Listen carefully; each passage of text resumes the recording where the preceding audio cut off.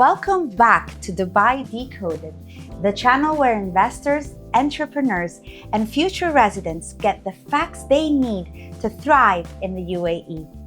I'm Nadia Mirdad, your trusted guide to real estate, finance, and relocation in the UAE. Now, before you can pay rent on that beachfront apartment, flip your first villa, or even activate a UAE SIM card, you need one thing: a personal bank account. In the next few minutes, I'll show you the fastest legal route with or without residence visa and the document that torpedoes half of all first-time applications. Proof of address in your name. Think Ejari contract or a recent DEWA bill. Get that right, and the very same file unlocks credit cards, car loans, even mortgage pre-approvals. The banks never advertise. Before we dive into the how, let's answer the bigger why trust the system. Now, the UAE banks hold some of the deepest cushions in the world. The central bank's latest review shows sector-wide capital adequacy comfortably above base 4 norms, backed by 495 billion dirhams. That is 135 billion in capital reserves. Now, also profitability and liquidity is important. Net income for the top banks jumped 8.4% in Q1 2025, while liquidity coverage ratios remain well above 100%. Global ratings are amazing. Moody's has most major UAE banks, Emirates NBD, First Abu Dhabi Bank, Abu Dhabi Commercial Bank, sitting in the A range with stable outlooks. International presence is also here. Out of 62 licensed banks in the country, 38 are foreign names you already know: HSBC, Citibanks, Standard Chartered, BNP Paribas, Bank of China, and more. Together, they run 70+ branches alongside robust online portals, giving expatriates a familiar counterparty if they prefer. Now, the central bank stress tests every institution annually and publishes a forward-looking financial stability dashboard to keep systemic risks in check. In short, the UAE banking sector is capital-rich, internationally integrated, and tightly supervised, an ecosystem purpose-built to make global investors sleep at night. Keep that context in mind as we move to the practical steps. Now, why does a UAE account matter? Landlords, utility companies, and most employers insist on a local IBAN when you wire money to a developer for an off-plan apartment. Dirham transfer clear the same day instead of wandering through the global banking maze. And every transaction you make builds a UAE credit file with Al Ittihad Credit Bureau, which later decides the size of your mortgage or the tier of your credit card. In short, dirham liquidity is the lubricant of any Dubai adventure. If you already have your residence visa and Emirates ID in hand, congratulations! You're eligible for a full personal current account. The process is faster than newcomers expect because the banks do their heavy compliance work up front during your visa issuance. 99% of the time, you'll be asked for only 3 things: your passport with a UAE residence visa, your Emirates ID, a salary certificate, or a non-objection letter from your sponsor if you're not yet drawing a salary. Some clerks still request a tenancy contract or a DEWA utility bill, but for most applicants, those extras are optional. Now, you have 2 avenues. The first, and by far the quickest, is the digital-only route. 3 apps dominate the market: Liv by Emirates NBD, Mashreq Neo, and ADCB Hayak. You download the app, scan the front and back of your Emirates ID, take a live selfie, fill in your personal details, and within minutes, your IBAN appears on screen. A courier then drops a physical debit card at your door, often within 48 hours. Now, digital accounts target the salaried residents who don't need a checkbook. They waive monthly fees if your salary hits the account, or you keep a minimum balance, usually around 3,000 dirhams. Still, you might prefer or require a traditional branch. That could be because you need a checkbook to pay an old school landlord, you want a joint account with your spouse, or you expect to keep 6 figures in cash and would like a relationship manager. For those walk-in Emirates NBD, Mashreq, HSBC, FAB, or any of the major Islamic banks, minimum average balance hovers between 3,000 and 5,000 dirhams unless your salary is mandated to the bank. And if you drop below that, expect a modest fee, roughly 25 dirhams per month. So absolutely negligible. Now for non-resident savings, let's flip the situation. Maybe you fly on business, spend a few weeks scouting property, but your residence visa is months away. Or you're a pure foreign investor who never plans to live here. Can you still bank in Dubai? The answer is yes, but with tighter guardrails. As a non-resident, you can apply only for a savings account, not a current account. That means no checkbook and sometimes no debit card, or at best a limited one. To satisfy UAE anti-money laundering rules, the bank will collect more evidence than they do from residents.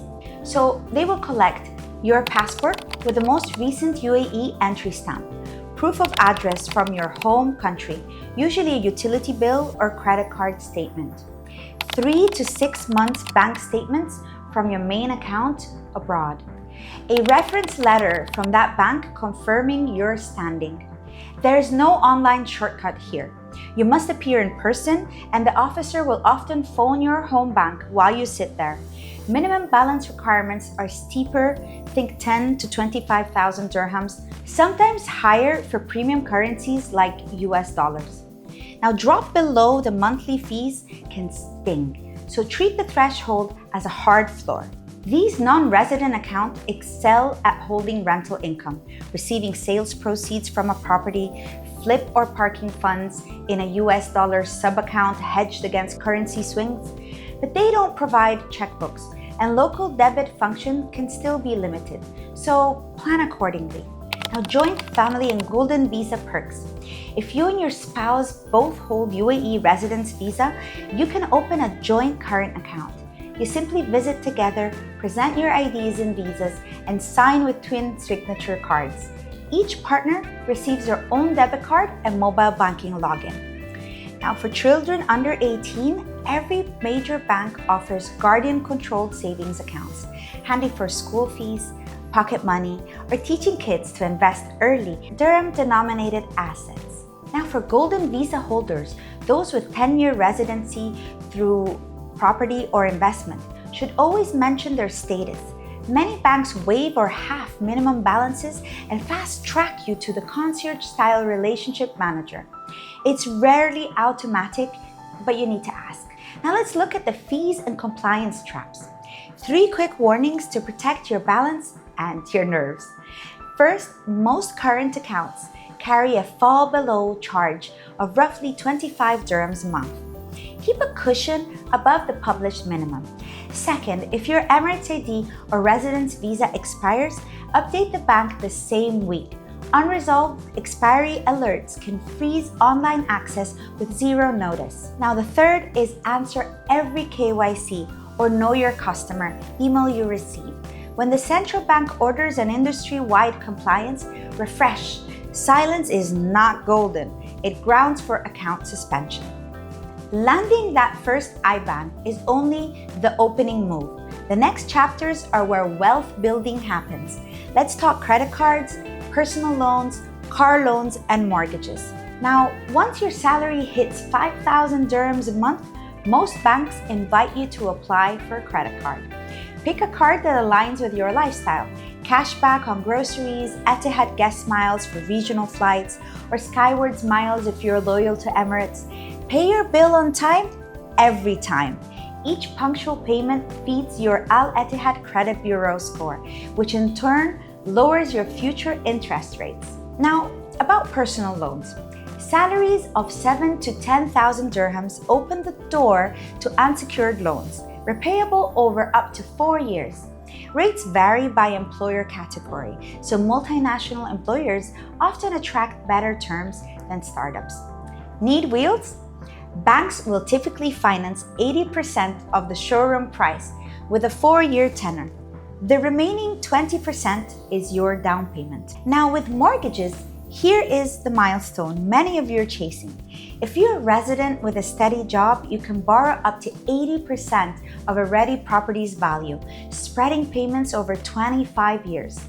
Now, non-residents often cap out at 50 to 75% loan to value and face stricter income verifications abroad and sometimes slightly higher spreads over EIBOR.